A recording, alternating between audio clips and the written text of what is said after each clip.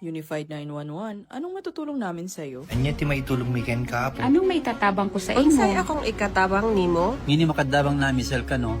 Sa anumang wika o dialekto, may tulong na darating sa iyo.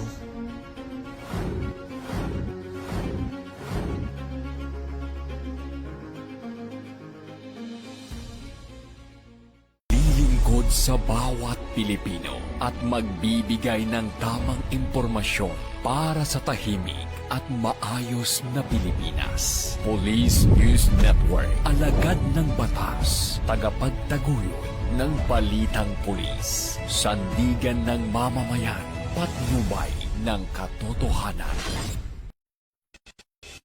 La Campo Crame, maghahatid ng pinakahuling kaganapan at nagbabagang balita. Ito ang PNN Police News Network. At ngayon, ang inyong mga tagapagbalita. Magandang araw, bagong Pilipinas. Ako ang inyong alagad ng batas, tagataguyod ng Balitang Pulis, Patrolwoman Sari Bernales. Maghahatid sa inyo ng tamang balita, kwento ng pulis at serbisyo para sa mamamayan.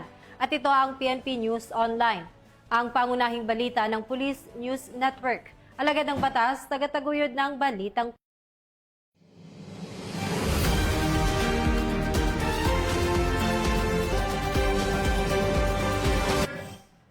Narito ang mga balitang hatid ng ating PNN correspondents mula sa iba't ibang panig ng bansa.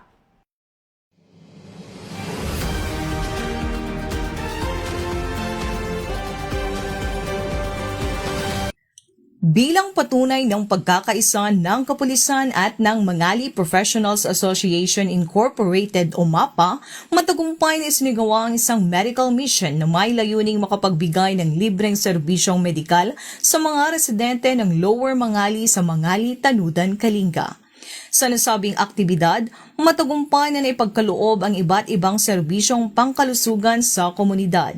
Kabilang dito ang libreng konsultasyong medikal at pamahagi ng gamot na isinagawa ng mga miyembro ng MAPA, gayon din ang libreng tuli na pinangunahan ng Provincial Forensic Unit at Provincial Medical and Dental Team, katuwang ang mga voluntaryo. Samantala, ang mga kapulisan ng 1st Kalinga Provincial Mobile Force Company ay nagsagawa ng outreach activity kung saan namahagi sila ng mga school supplies at tsinelas sa mga kabataan bilang bahagi ng kanilang best practice na Project Kabadang. Bukod dito, nagkaloob din ang ilang kapulisan ng libreng kupit at namahagi ng mga informative flyers para sa mga benepisyaryo. Naging mahalaga rin ang papel ng mga kapulisan sa pagpapanatili ng kaayusan, seguridad at maayos na daloy ng programa na nagbigay katiyakan sa kaligtasan at kapanatagan ng lahat ng kalahok sa buong isinagawang aktibidad. Yaman kami kadagiti PNP personnel from Kalinga, PPO, iti imted yung school supplies ken tsinelas, pati iti libre nga pukis, ditoy Mangali, especially ditoy Mantokngan Elementary School. Thank you very much. Ang matagumpay na pagsasagawa ng medical mission ay patunay ng epektibong pagkikipag-ugnayan at sama-samang pagkilos ng iba't ibang sektor para sa ikabubuti ng komunidad tungo sa isang bagong Pilipinas.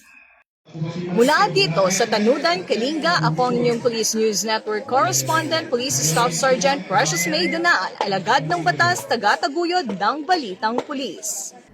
Nauwi sa pag-aresto ang ginawang pagtakas ng dalawang lalaki sa isinagawang oplansita ng kapulisan ng Pasig matapos makipaghabulan sa mga otoridad at maaksidente sa Barangay Kapitolyo, Pasig City nitong hapon ng Biyernes, Mayo 1, taong kasalukuyan. Kinilala ang mga sospek na sina alias Dexter, 30 anyos at alias Christian, 22 anyos, na kapwa residente ng Western Bicutan, Taguig City. Ayon sa paunang investigasyon, nagsasagawa ng oplansita ang mga tauhan ng Tactical Motorcycle Reaction Unit ng Pasig City Police Station at Barangay Security Force malapit sa isang gasolinahan sa Pioneer Street nang mapansin ang mga sospek na lula ng isang asul na Yamaha Aerox. Sa halip na huminto para sa inspeksyon, pinaharurot ng mga sospek ang kanilang motor na nagresulta sa isang mainit na habulan. Subalit dahil sa pagmamadaling tumakas, aksidenteng nabangga ng mga sospek ang isa pang motorista dahilan ng pagsemplang ng mga sospek na nagbigay daan upang sila ay agad na makorner ng mga kumahabol na pulis. Sa isinagawang body search na kumpiska mula kay alias Christian ang isang caliber .22 pistol na may kasamang magazine at 7 bala at isang hand grenade. Samantalang nakuha naman mula kay alias Dexter ang isang .45 pistol na may kasamang magazine at 7 bala. 3 sachet ng hinihinalang shabu na may timbang na humigit kumulang 15 grams na may estimated standard drug price na 102,000 pesos. Matapos basahan ng kanilang karapatan ang mga sospek ay pansamantala silang dinala sa Pasig City Police Station Custodial Facility at naharap sa patong-patong na reklamo. Patuloy ang investigasyon ng pulisya para matukoy kung sangkot ang mga ito sa iba pang insidente ng krimen sa lungsod. Ito ang bagong PNP para sa bagong Pilipinas, serbisyong mabilis, tapat at nararamdaman. Mula dito sa Eastern Police District, ako po ang inyong PNN correspondent, Patrolwoman Jenny Midolor. Alagad ng batas, tagataguyod ng balitang pulis. Muling ipinamalas ng Revitalized Police sa barangay o RPSB team na binubuo ng mga tauhan mula sa Tubo Municipal Police Station, katuwang ang Abra 2nd PMFC sa isang lokal na magsasaka sa barangay Dilong, Tubo, Abra, noong 5 ng Mayo taong kasalukuyan. Voluntaryong tumulong ang mga pulis sa isang lokal na magsasaka sa pagbubuhat at paglilipat ng 27 sako ng bagong aning palay mula sa Bukirin patungo sa kanyang kamalig. Tinatayang mahigit sa kalahating kilometro ang layo nito at may paakyat na daan, dahilan upang maging mas mahirap ang gawain. Kasabay nito, nagsagawa rin ang grupo ng rehabilitasyon ng daanan patungo sa sakahan upang mapabuti ang kaligtasan at accessibility nito, lalo na para sa mga motorsiklong ginagamit sa pagdadala ng ani. Labis naman ang kinatuwa ng magsasaka sa tulong na kanyang natanggap. Ito ay upang maibsan ang pisikal na hirap na dinaranas niya sa pag-aani.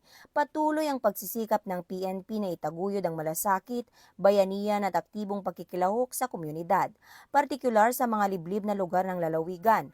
Sa pamamagitan ng mga gawaing tulad nito, muling pinagtitibay ng RPSB team ng Tubo MPS at 2nd PMFC ang kanilang papel hindi lamang bilang tagapagpangalaga ng kapayapaan at kaayusan, kundi bilang katuwang din sa kaunlaran ng komunidad.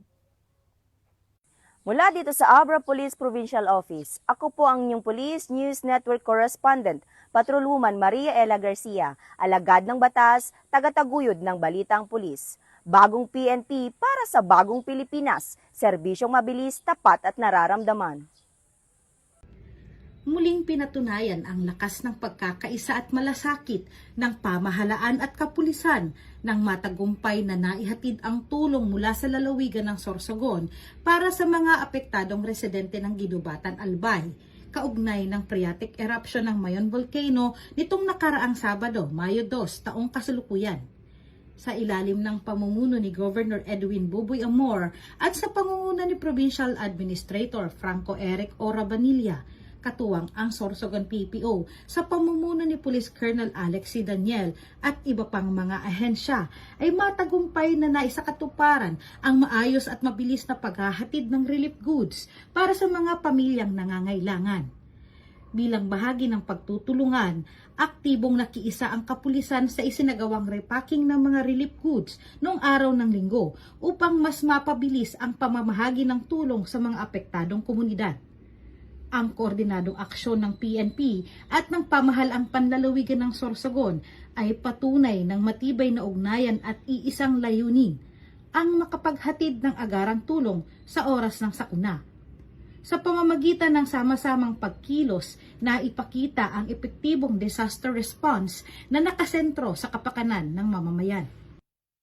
Mula dito sa Sorsogon Police Provincial Office, ako po si Police Staff Sergeant Angeli Bionson, nag-uulat para sa Police News Network at ito ang bagong PNP para sa bagong Pilipinas, serbisyong mabilis, tapat at nararamdaman.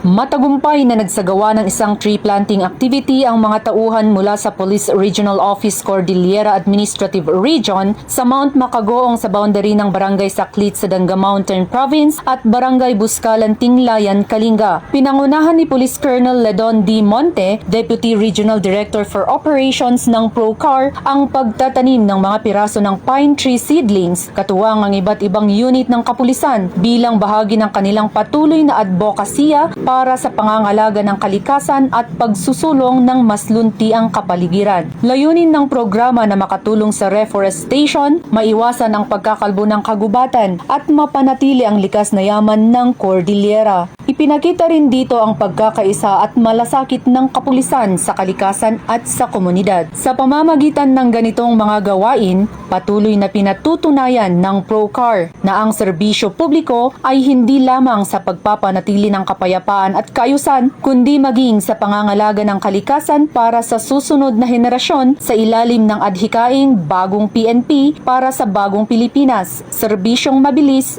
tapat at nararamdaman. Mula dito sa rehiyon ng Cordillera, ako ang inyong PNN correspondent, Patrolwoman Lizelle Digman, alagad ng batas, tagataguyod ng Balitang Pulis.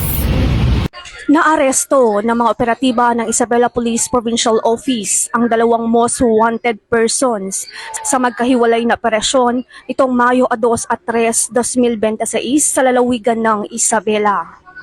Sa Barangay Rizal Rojas, Isabela, alas 10 ng umaga nitong Mayo 2, naaresto si alias Lucas, 31 anyos, top 6 most wanted person sa kasong 2 bilang ng rape at 2 sexual assault sa ilalim ng Article 266 at Article 266A ng Revised Penal Code kaugnay ng RA 7610. Samantala, alas 8:30 naman ng umaga nitong Mayo 3, naaresto sa Barangay District 3, San Manuel, Isabela si alias Mar, 40 anyos, top 5 most wanted person sa kasong 4 na bilang ng rape, statutory acts of lasciviousness, rape by sexual assault at statutory rape. Pinangunahan ng Rojas at San Manuel Municipal Police Station ng operasyon, katuwang iba pang unit ng IPPO at Police Regional Office 2. Ang mga warrant of arrest ay inisyu ng Regional Trial Court, Branch 23, Rojas, Isabela. Naipabatid naman sa mga akusado ang kanilang mga karapatan alinsunod sa Miranda Doctrine at isinagawa ang dokumentasyon sa himpilan bago ang turnover sa korte.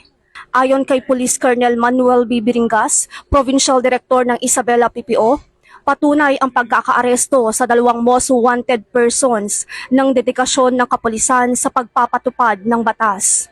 Patuloy naming paiigtingin ang operasyon upang mapanatili ang kapayapaan at seguridad sa Isabela.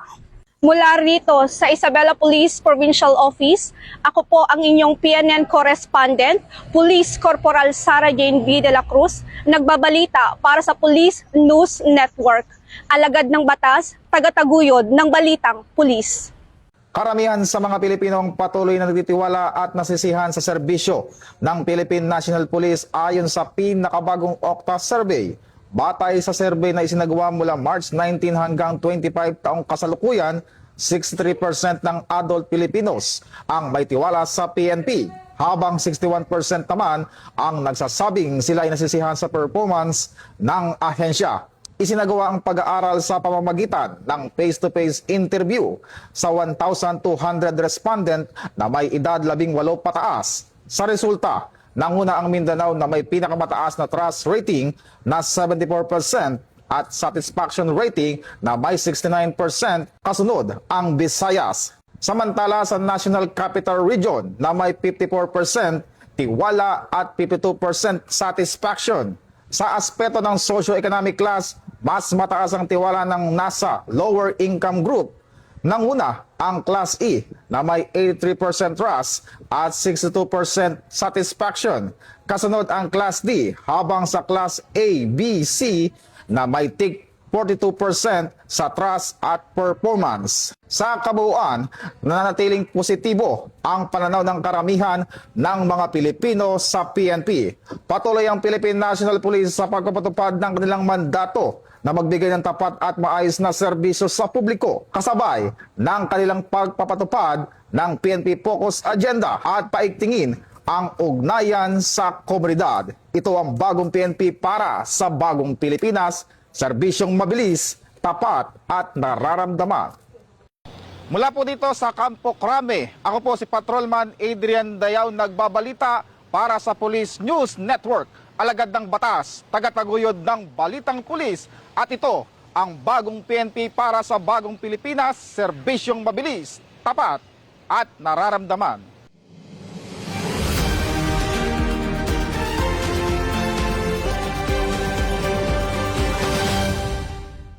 Positibong tinanggap ng Philippine National Police ang resulta ng pinakahuling survey ng Okta Research kung saan nakapagtala ito ng 61% satisfaction rating ngayong unang bahagi ng 2026. Nagpasalamat ang PNP sa patuloy na tiwala ng mamamayang Pilipino na sumasailalim sa kanilang pagsisikap na mapanatili ang kapayapaan, kaayusan at kaligtasan ng bawat komunidad. Ayon kay Chief PNP, Police General Jose Melencio C. Narcatis Jr., hindi pa sapat ang 61% satisfaction rating kaya patuloy pang pagsisikapan ng pamunuan ng pambansang pulisya na maabot ang natitirang 39% upang higit pang mapabuti ang serbisyo sa publiko. Dagdag pa ng PNP, magsisilbi itong inspirasyon upang lalo pang paigtingin ang police visibility, mabilis na pagtugon, pakikipag-ugnayan sa komunidad at sa mga lokal na pamahalaan para makapaghatid ng serbisyong mabilis, tapat at nararamdaman.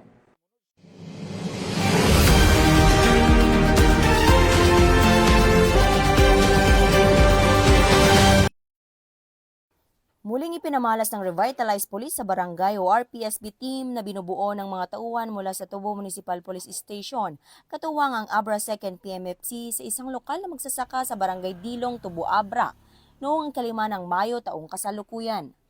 Voluntaryong tumulong ang mga pulis sa isang lokal na magsasaka sa pagbubuhat at paglilipat ng 27 sako ng bagong aning palay mula sa bukirin patungo sa kanyang kamalig. Tinatayang mahigit sa kalahating kilometro ang layo nito at may paakyat na daan, dahilan upang maging mas mahirap ang gawain. Kasabay nito, nagsagawa rin ang grupo ng rehabilitasyon ng daanan patungo sa sakahan upang mapabuti ang kaligtasan at accessibility nito, lalo na para sa mga motorsiklong ginagamit sa pagdadala ng ani. Labis naman ang kinatuwa ng magsasaka sa tulong na kanyang natanggap. Ito ay upang maibsan ang pisikal na hirap na dinaranas niya sa pag-aani. Patuloy ang pagsisikap ng PNP na itaguyod ang malasakit, bayanihan at aktibong pagkikilahok sa komunidad, partikular sa mga liblib na lugar ng lalawigan. Sa pamamagitan ng mga gawaing tulad nito, muling pinagtitibay ng RPSB team ng Tubo MPS at 2nd PMFC ang kanilang papel hindi lamang bilang tagapagpangalaga ng kapayapaan at kaayusan, kundi bilang katuwang din sa kaunlaran ng komunidad. Mula dito sa Abra Police Provincial Office, ako po ang inyong Police News Network Correspondent, Patrolwoman Maria Ella Garcia, alagad ng batas, tagataguyod ng balitang pulis. Bagong PNP para sa bagong Pilipinas, serbisyong mabilis, tapat at nararamdaman. At yan ang mga balitang nakalap ng ating PNN correspondents mula Luzon, Visayas at Mindanao. Para sa mas malawak at mabilis na ulat ng mga balita, huwag kalimutang mag-like, follow and share sa aming official social media accounts ng Police News Network. Tutok lamang po sa aming YouTube channel para sa mga live stream at replays at i-follow kami sa X account para sa mga real-time updates at sa aming Facebook account ng Police News Network. Manatiling mapagmatsyag at laging alamin ang totoo. Sa ngalan ng pamunuan ng Philippine National Police sa pangunguna ni Chief PNP, Police General Jose Melencio Narcatis Jr. at sa pamumuno ni President Ferdinand Bongbong Marcos Jr., kami ay maglilingkod sa bawat Pilipino at magbibigay ng tama at balanseng balita. Mula rito sa tanggapan ng tagapag-ugnay ng Pambansang Pulisya, ako ang inyong alagad ng batas, tagataguyod ng Balitang Pulis, Patrolwoman Sari Bernales. Maghahatid ng tamang balita, kwento ng pulis at serbisyo para sa mamamayan. At ito ang PNP News Online, ang pangunahing balita ng Police News Network. At ito ang bagong PNP para sa bagong Pilipinas, serbisyong mabilis, tapat at nararamdaman.